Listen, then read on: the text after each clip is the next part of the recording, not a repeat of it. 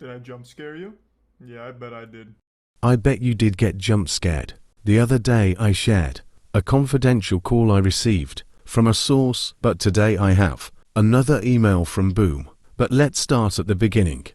Yesterday, Elite Cameraman returned with one final video. There was lots of info he talked about, but what's relevant here is one specific part about the DMCA strikes Boom received on November 2023 from the Telegram Mafia. He mentions how invisible narratives failed to appeal these strikes, and in fact, Penguin Zero helped appeal them. Take a watch of this clip. A lot of rumors about people saying Boom signed the Invis deal because of the copyright strikes he was getting back then. The wild thing is, even if it's true, I have something to tell you. I don't think this was ever revealed publicly, but back then Boom told me Invis was trying to help with all the strikes, but their appeals weren't working. I have no idea what it's like right now, but back then it was Penguin Zero who saved Boom from the strikes. At least that was what Boom told me. And I think we all know the copyright thing wasn't the case. It was likely because of Adam Goodman, the CEO of Invis, was friends with Michael Bay, and they promised him a movie and huge deals. But in the end, look what it has come to. When I first heard Elite say this, it really shocked me to the point I decided to make a Reddit post about this. Shortly after, I came up with the idea that I should make a Twitter post about this. My hope was that as this is related to penguins, that this could blow up my tweet too. Mainstream audiences aside from Skibidi toilet-like penguins audience, and just like Elite Blue Guy's tweet, the situation could go mainstream again. This is good, as it would mean more people can learn of our situation and put pressure on Invis to buy into the community. But many people said this claim from Elite Cameraman had no proof, so we have to take it with a grain of salt. So I decided to email Boom to confirm if it's real or not. To my surprise, Boom responded as follows. As you can see, he affirms Elite's statement, saying that it was only solved due to his intervention. Another noteworthy thing to mention is that, as you can see, it's stated that they lost contact due to administrative changes around his accounts. Now, I speculate that this could hint at Boom's accounts actually being in Invis control, or he had to let Invis at least have access to some of his accounts whilst he can access it too. It also could be that Boom changed his email to a new one, hence Penguins could no longer contact him. Let's keep in mind that the administrative changes to his accounts is in bold here, which usually means Boom is hinting at us to pay attention to that part. I definitely believe there's a deeper meaning to those words. In relation to this is a clip of Penguins from a couple weeks back to when Elite Blue Guy's tweet went mainstream, where he talked about the bad Invis situation, and in this video he even mentions how he tried to contact Boom, but all of Boom's accounts were simply deleted. Watch it yourself. Yeah, I saw that. That was crazy, man. I tried to reach out to him to see if it's all true or anything, and it seems like all of his accounts have been deleted, in general. I tried to send him a message, but I don't think he has any accounts left.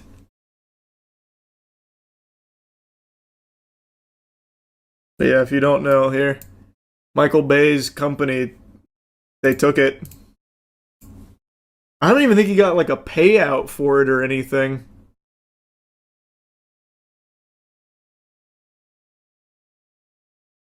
I'm pretty sure there was just a hostile takeover.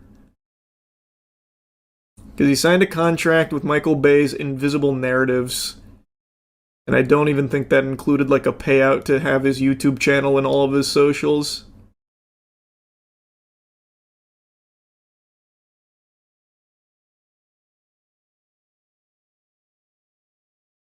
I'm very disappointed and upset recently, bros. I feel like movie is not being made.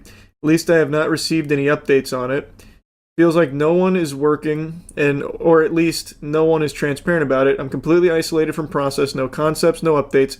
Something imprecise and blurry was described on the phone about it. seen bits of the script, and that's it. I feel like a fool. My hope is dying with immense speed now.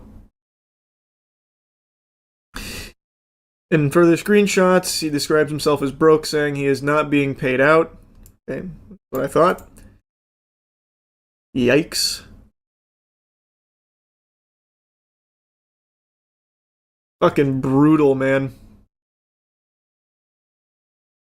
The administrative changes Boom mentioned in his new email to me explain why Critical was unable to reach out to Boom, thinking Boom's accounts had been deleted. I also really appreciate Penguin's care for the series as a whole. In his first Skibidi toilet video in a time when the general consensus considered the series to be brainrot slop, he was the only one to speak positively about the series, and now to top that off, he literally single-handedly saved Boom's channel from strikes. He has shown his care for Boom through this act and how he tries to reach out to Boom even now after Boom lost control of the series. Now, there's some other interesting things about Boom and Penguin's relationship with each other. For instance, Boom included Penguins as a character in the series in episode 61, 2 months before the strikes, which were in November, with episode 61 being in September. Here's a clip from episode 61 to show this.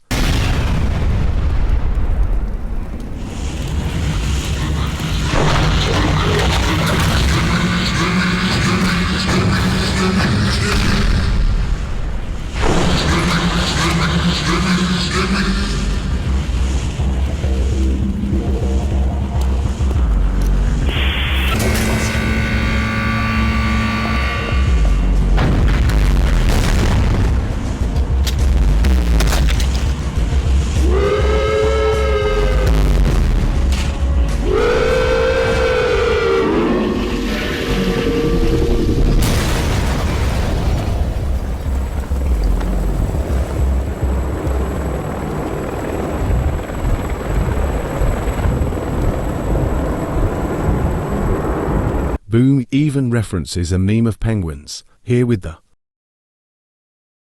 Woo! Yeah, baby! That's what I've been waiting for. That's what it's all about. Woo!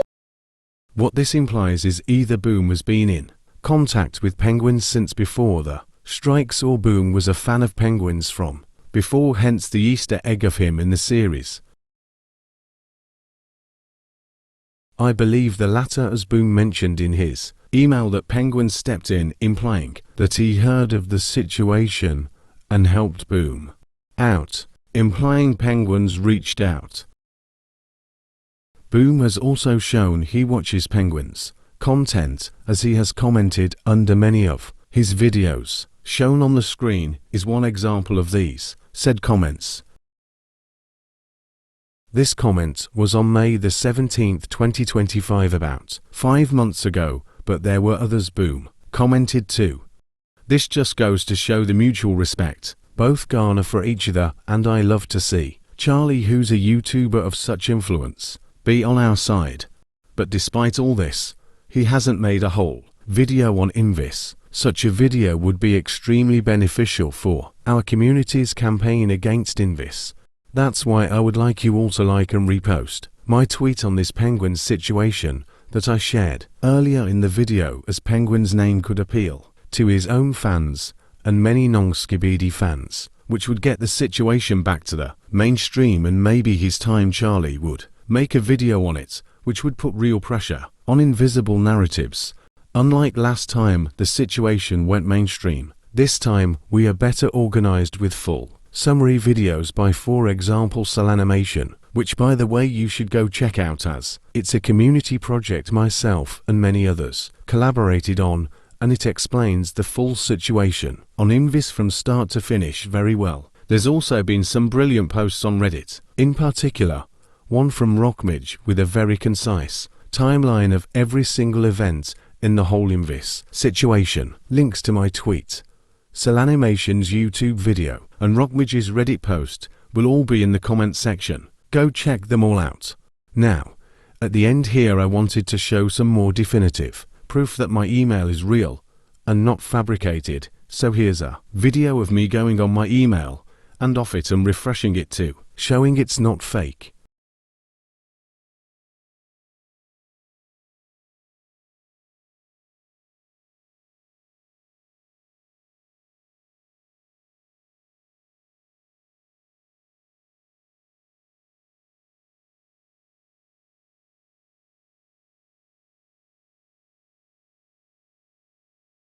Keep in mind it's much harder to fake a mobile screen recording than a PC one, as you can't have any other tabs open or plugins too. Unlike PC, where you can have plugins to your browser changing the words of your email.